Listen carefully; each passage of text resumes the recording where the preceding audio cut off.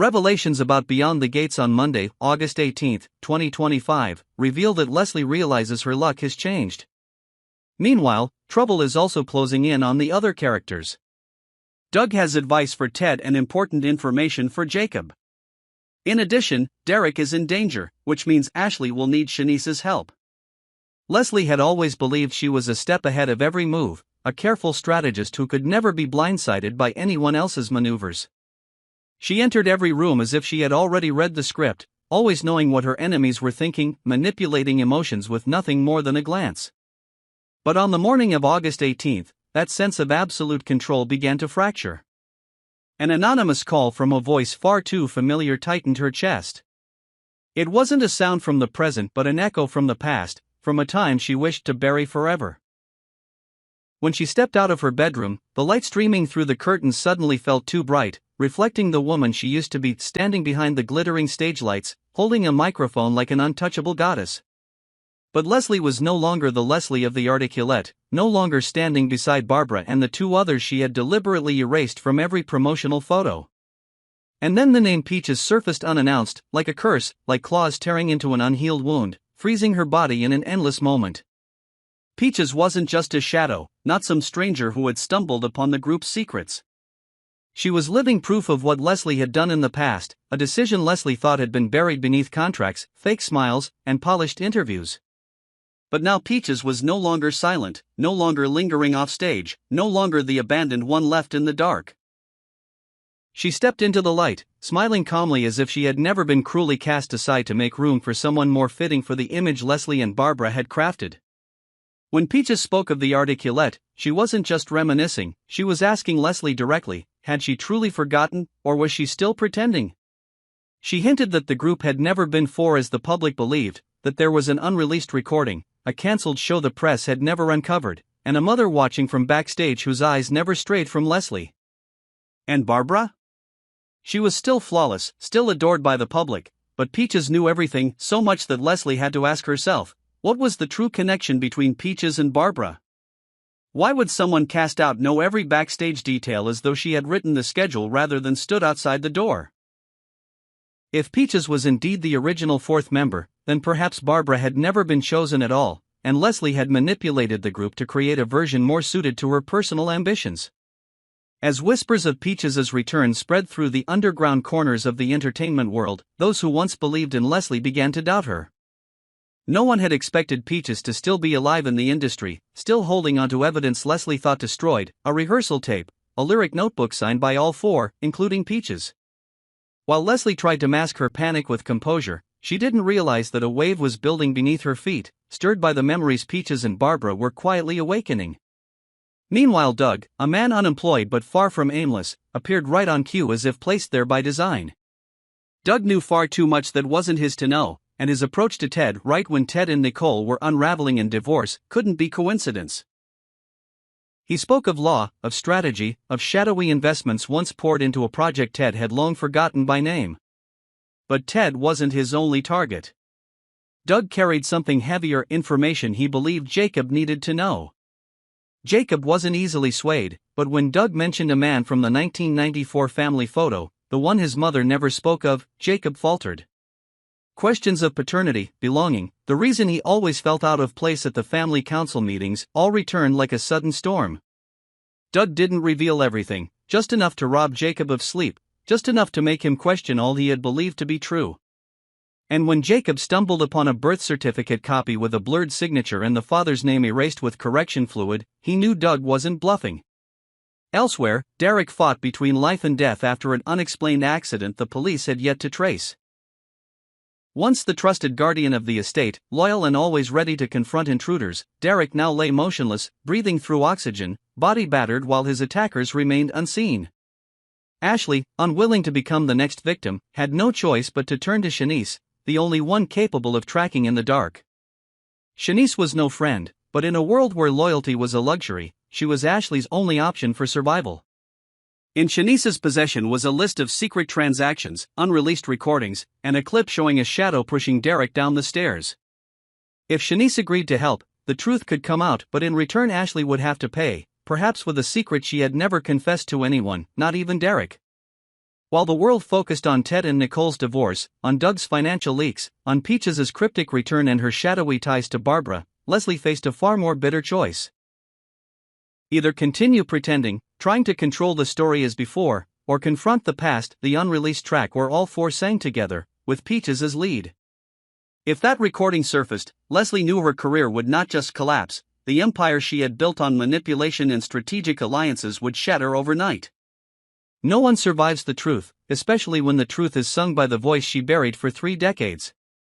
Leslie could outrun anyone in a room full of false smiles and velvet handshakes hiding blades, but she could not escape a truth swelling like a storm.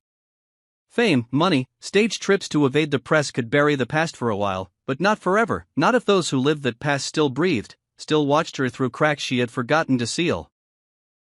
Leslie had once ignored tax debts in 2 states, signed loan documents under false names to open a shell media company, drained Ted with every trick from tears to blackmail, seduction to threats with old photos of his drunken years. She knew Ted's weaknesses, his needs, his fears, and she exploited every shadow in his heart. But even a man like Ted had limits, especially as his divorce from Nicole left him vulnerable. And just in that chaos, Peaches appeared like a ghost armed with tapes, torn journals, and a smile that unsettled Leslie's every step. Peaches didn't need to scream threats, didn't need lawyers or headlines, she only had to breathe into the memories Leslie had tried so hard to suffocate, and that was enough to turn a woman once 10 steps ahead into someone startled every time her name was called in a meeting. Peaches mentioned a sum of money enough to clear debts, buy a new penthouse, reinvest in a music fund for aging black singers. It sounded like salvation, but also like morphine, a rush of clarity followed by a haze of doubt. Was it mercy, or a trap? If that money came from the Articulette's frozen assets, if it tied to the suspended rights from 1997, any signature of Leslie's could become evidence of fraud, especially if Peaches herself had suggested it. Was Peaches luring her back to the spotlight just to secure a new recording, a backhanded confession of old crimes, or legal proof to turn her into the defendant? Yet in the chaos, Leslie didn't retreat. Instead, she recalculated. She knew Peaches was a living witness, an irreplaceable piece, but precisely because of that, she could flip the board if she convinced Peaches that Leslie still held the power. She began scripting a new play, a documentary on the untold truth of the Articulette, with Peaches as the central figure, the cast-out woman still gracious, still loving, willing to recount her painful journey. But in Leslie's mind, it wasn't redemption. It was theater, blackmail, a way to extort Barbara, threaten the old label's PR system, and turn Peaches into profit if she complied or burn her if she resisted. The problem was Leslie was losing control of herself. She slept little, drank heavily, lashed out at meetings, forgot appointments with her lawyer, unthinkable in over 20 years.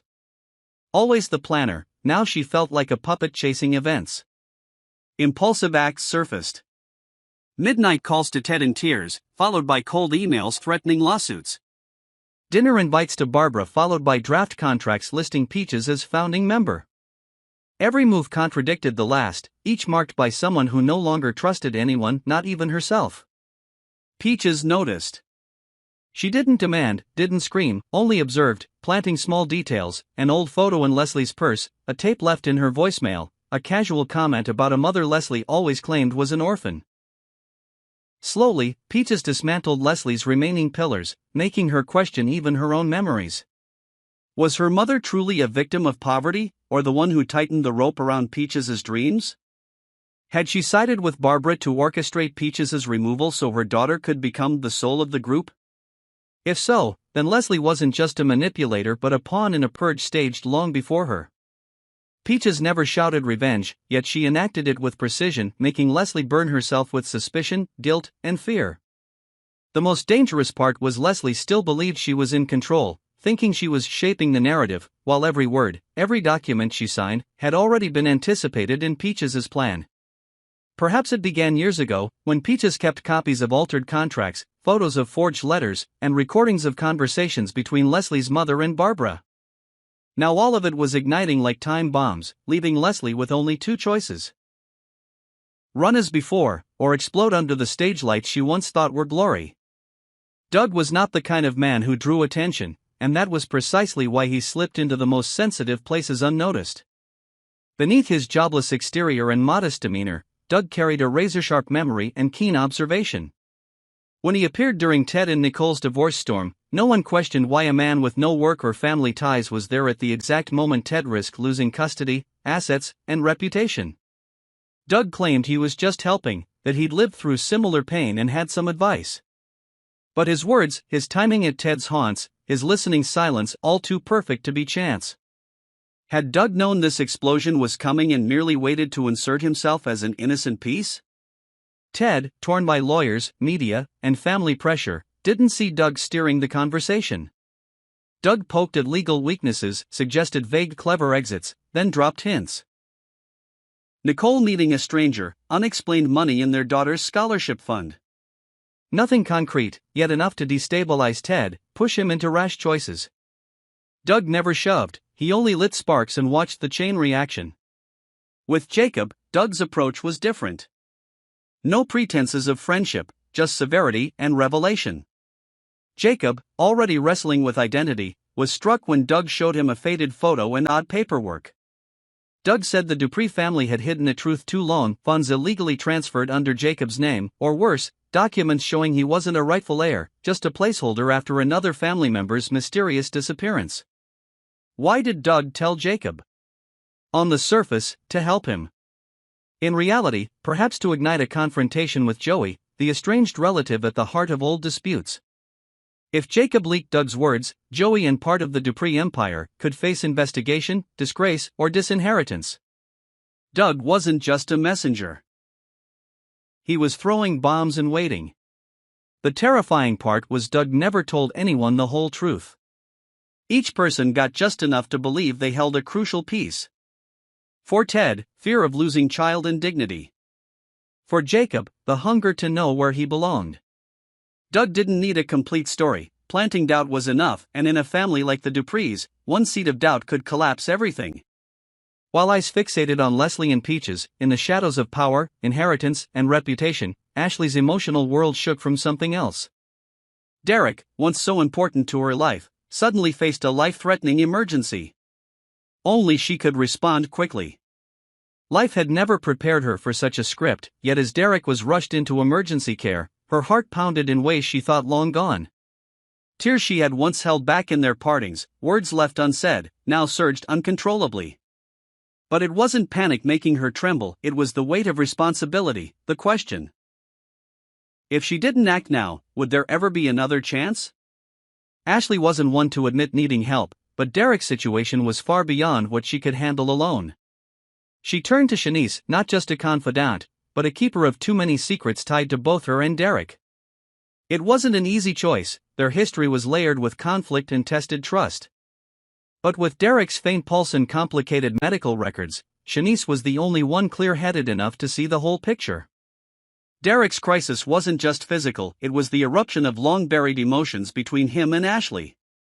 Years of avoiding each other, of silent parties, of diverted glances, all erased by the sound of the hospital heart monitor. While Shanice worked with doctors to uncover the cause of Derek's sudden collapse, Ashley sat at his side, fear finally unmasked. She didn't know if Derek could hear, but she knew she couldn't leave without saying what still remained. Ironically, Derek's fragility only highlighted the strength of feelings Ashley thought she had shed. And Andre's presence complicated it further. Built on logic, plans, and stability, her relationship with Andre now faced the chaos of human heartbeats. When Andre discovered she had returned to Derek, if only for medical reasons, he felt something unnamed, undeniable. Had he always been the substitute? Had Ashley never truly let Derek go, only learned to live with memory? If Derek woke and Ashley opened her heart again, where would Andre stand? This crisis wasn't just one man's survival. It was a test of three people, each carrying different versions of love, wounds, and expectations. If Ashley stayed by Derek, she would lose a safe future with Andre. But if she walked away, leaving Derek unconscious with unsaid words, could she live with it forever? Shanice, watching all, knew no one escapes what they once tried to bury. And in the world of Beyond the Gates, where every choice has consequence, perhaps returning to the past isn't regression, but the only way forward, no matter how thorny the path ahead may be.